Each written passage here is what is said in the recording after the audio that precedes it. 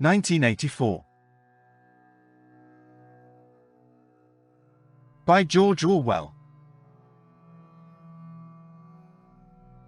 If you are returning to the Classic Masterworks channel, welcome back. If you are new, please don't forget to like and subscribe and hit the bell notification so that you will be made aware of our latest content. And now, on with the story. Part 2. Chapter 6. It had happened at last. The expected message had come. All his life, it seemed to him, he had been waiting for this to happen. He was walking down the long corridor at the ministry, and he was almost at the spot where Julia had slipped the note into his hand when he became aware that someone larger than himself was walking just behind him. The person, whoever it was, gave a small cough, evidently as a prelude to speaking. Winston stopped abruptly and turned. It was O'Brien. At last they were face to face, and it seemed that his only impulse was to run away. His heart bounded violently.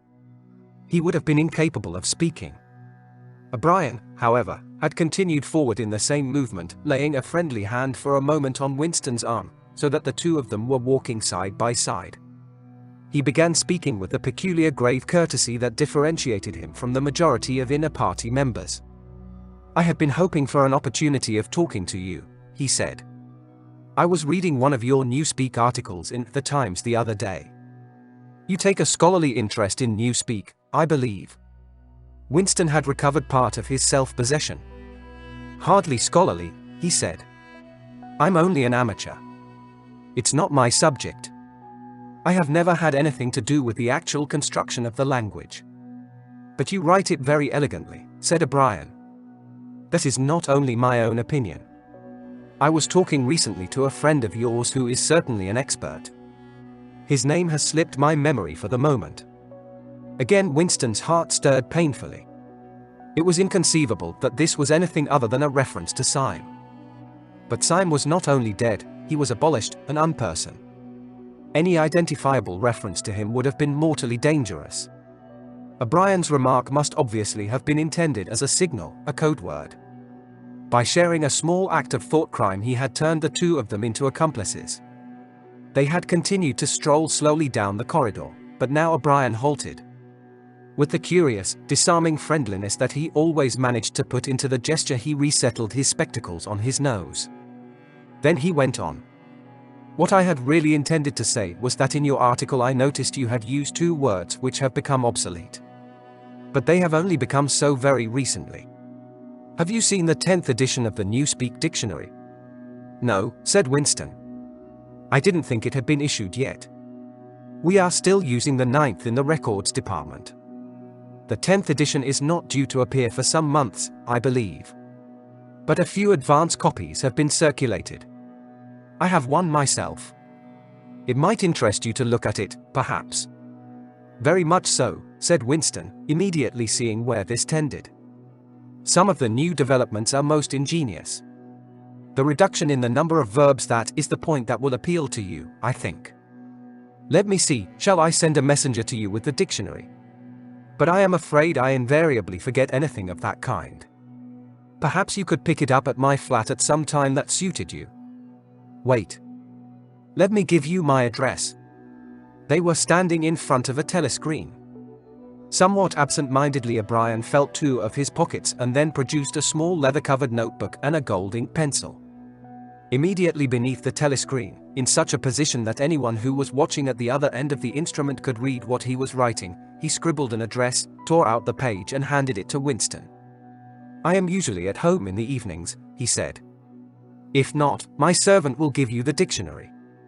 He was gone, leaving Winston holding the scrap of paper, which this time there was no need to conceal. Nevertheless, he carefully memorized what was written on it, and some hours later dropped it into the memory hole along with a mass of other papers. They had been talking to one another for a couple of minutes at the most. There was only one meaning that the episode could possibly have. It had been contrived as a way of letting Winston know O'Brien's address. This was necessary, because except by direct inquiry it was never possible to discover where anyone lived. There were no directories of any kind. "If you ever want to see me, this is where I can be found," was what O'Brien had been saying to him. Perhaps there would even be a message concealed somewhere in the dictionary. But at any rate, one thing was certain. The conspiracy that he had dreamed of did exist, and he had reached the outer edges of it. He knew that sooner or later he would obey O'Brien's summons. Perhaps tomorrow, perhaps after a long delay, he was not certain. What was happening was only the working out of a process that had started years ago. The first step had been a secret, involuntary thought, the second had been the opening of the diary. He had moved from thoughts to words, and now from words to actions. The last step was something that would happen in the ministry of love. He had accepted it. The end was contained in the beginning. But it was frightening, or, more exactly, it was like a foretaste of death, like being a little less alive. Even while he was speaking to O'Brien, when the meaning of the words had sunk in, a chilly shuddering feeling had taken possession of his body. He had the sensation of stepping into the dampness of a grave, and it was not much better because he had always known that the grave was there and waiting for him.